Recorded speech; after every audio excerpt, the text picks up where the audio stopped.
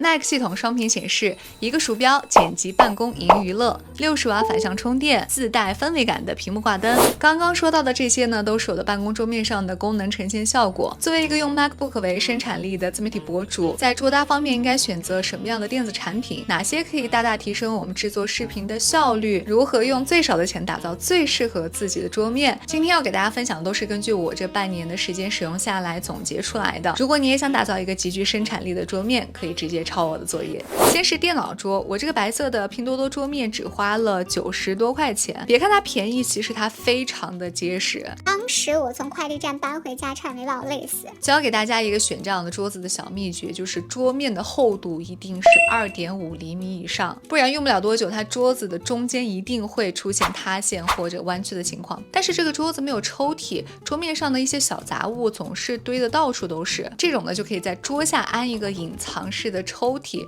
这样就可以把一些杂物收纳进来，让桌面持续的保持干净整洁。当然如果你预算比较充足的话呢，我个人还是建议大家可以买一个电动的升降桌。显示器我认为是一个桌面上的灵魂产品，我个人采取了一个双屏的解决方案。左边的竖屏我把它当做副屏，这款是 LG 的27UL650W， 4K 的分辨率，27英寸，有60赫兹的刷新率。我平常主要用它来管理我的日程安排和灵感记录，我会把我看到的一些优秀的内容和对我有启发的视频通通都扔在我左边的显示屏里，空闲的时间我会在横屏当中进行整理，久而久之就会变成一个视频的初稿。在最终要进行剪辑的时候，我会把定稿放在我的左边的副屏上，然后在横屏中打开 Final Cut 就可以直接对照着剪。所以横屏是主力屏，也是我认为目前最适合 MacBook 的外接显示屏，它就是明基 4K 28寸60赫兹的 EW2880U， 我主要用它连接我的 MacBook 来剪辑办公娱乐使用。另外呢，它还支持 Type-C 60瓦的反向充电，这样就可以解放你的笔记本自带的充电器，让桌面布线不再杂乱。在色彩方面，大家都知道 MacBook 的屏幕应该是地表最强的笔记本屏幕了，它覆盖 Display P3 色域呢，这款显示器同样覆盖，在色彩上的适配性更加适合 MacBook， 而且它还有给苹果用户专门打造的 Ambook 模式，开启后色彩可以趋近 MacBook， 不会产生过大的色差，让你的剪辑更加的高效。我一直以来对明基都有非常深刻的感情，原因呢就是我人生第一台外接显示屏买的就是明基的。当时我是在英国留学，然后每天要看非常多的 paper， 那些密密麻麻的英文让我在我当年还是13寸的 MacBook Pro 的屏幕上看的，真是感觉再看下去自己会瞎了。所以当时我就决定一定要买一台明基的外接显示器，因为它的护眼在整个业内都是做的非常牛的，包括我去问 ChatGPT 的时候，它也是这么回答我的。所以这款 EW2880U 在这样的基础上还新增了6大爱眼功能，更有智慧调光，可以根据环境光源来自动调节屏幕的亮度。我觉得这个功能就非常的贴心，让我们这种长时间盯着电脑屏幕进行工作的人，无论白天还是黑夜，都可以更好的保护我们的眼睛。那这款的尺寸呢是28寸的，比 LG 这款27寸的大了一点点，但是你别小看这1英寸的差别，用它剪辑起来真的太爽了。明基的这款28寸对角线比例增加，视觉面积一下就扩大了。Mac 的用户呢，在使用上呢，还可以在剪辑页面上方多出一条机轨剪辑，侧方多出了2条控制器空间。那在 Final Cut 里面剪辑呢，就会有一种自由奔放的感觉，而且它还匹配了内置音箱，可以辅助剪辑工作。一直以来我都对显示器的内置音箱是不抱希望的，我觉得就只能听个响。但是明基这款呢就出乎我的意料，它的音效模式呢就有5种，开启交谈模式，人声就会变得很清晰，剪辑起来效率就很高。所以如果你对视频制作要求比较高，并且期待产品可以做到影音一体化的话，那明基的 EW 系列真的是一个非常不错的选择。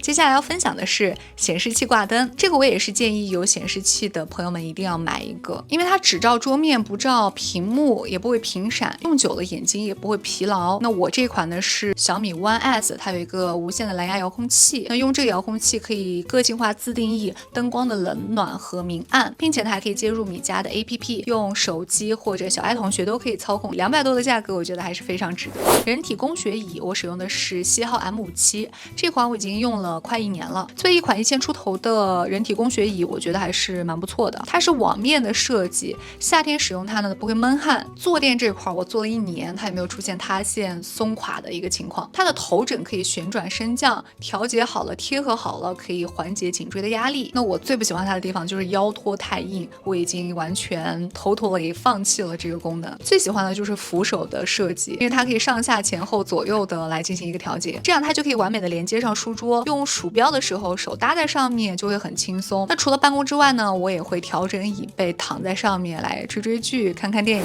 下面要分享的就是键盘，我用的这款是 Magic Keyboard 不带指纹解锁的一款，因为是苹果自家的产品，用起来就十分的顺手。在之前的一期视频里面呢，我有给大家介绍过如何省去原装一半的钱来买下这个 Magic Keyboard， 就是去找一些 iMac 机型上拆机下来的键盘。我的这款呢就是520块钱买到的，非常划算。下面分享的是鼠标，我的这款鼠标呢是我当时在英国留学的时候在 Amazon 的网站上随便买的最便宜的一款，结果却意外的好用。但是这款虽然说 Made in China， 但是在中国买不到，我就不推荐了。但是我可以给大家推荐一款罗技的 M590， 是蓝牙连接 Mac 和 Windows 系统都可以用，握持感也非常的好，价格好像100块钱左右，我觉得携带出门还是比较方便的。接下来要给大家分享的是桌面的一些小摆件。第一个呢就是电子时钟，因为有时候在笔记本上操作一些全屏显示的页面会把时钟给遮掉，我现在工作呢就非常享受进入心流的一个状态，我就会把手机翻过来或者关机，所以有一个桌面的电子时钟呢就可以很轻松的对应上我的日程管理，让我知道我这个时间段该做什么，我下一个时间段该做什么了。第二个呢就是 Mac 的收纳架，因为我是把 MacBook 当做主机来使用的，合起来为了不占我这个狭小桌面的空间，我就需要把它这种立着放。这个收纳架我就觉得还蛮不错的，价格好像50来块钱，也比较便宜，颜值也比较高。第三个摆件就是我的按摩仪，就平常可能自己剪片子剪得比较久了，脸可能会有点肿，我就会拿出来这样刮一刮，主打一个边工作边变美。